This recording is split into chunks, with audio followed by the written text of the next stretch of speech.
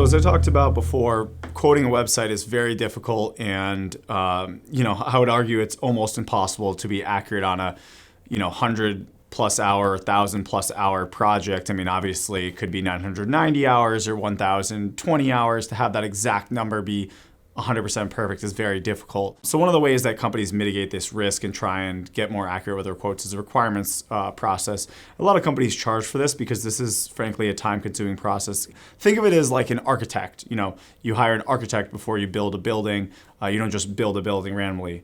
Architect process is very similar to the requirements capturing process of building a website or building a software. So you'd say, oh, well, I just did that process. Shouldn't that mitigate the risk? Shouldn't that make it easy to estimate my project?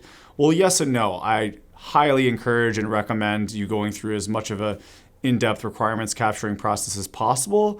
But just because you did that doesn't mean you've eliminated all the risk and that the estimate is going to be perfect, because frankly, it's difficult to have a perfect understanding of how the feature is going to be executed until you really start building it.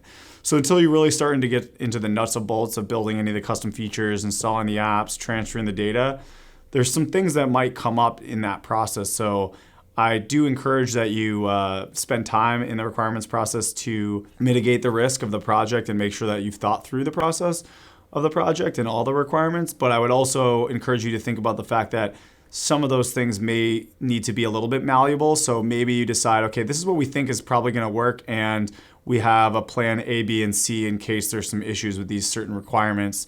So at least you kind of have some backup plans, or you have some room for change during the project, because frankly, it's likely that there are going to be some elements of the requirements capturing that need to be changed during the project. Obviously, the less that happens, the better, but it's something that you should be prepared for. So I would definitely invest in the requirements capturing process, but I wouldn't assume that it's all your requirements up front are perfect and that's it, and you're not going to need to make any changes. In fact, I would recommend that you expect to make some changes, because once you get into the design, once you get into the functionality, you may start to realize, or even the QA, and you start testing the feature, you may realize that the customer might want this one little add-on or this one little tweak, and maybe it's worth it to add that little bit of cost to the project. So I would have some flexibility in mind. Definitely invest in requirements gathering, but don't assume that that's just going to solve the problem of the challenge of estimating out the project 100%.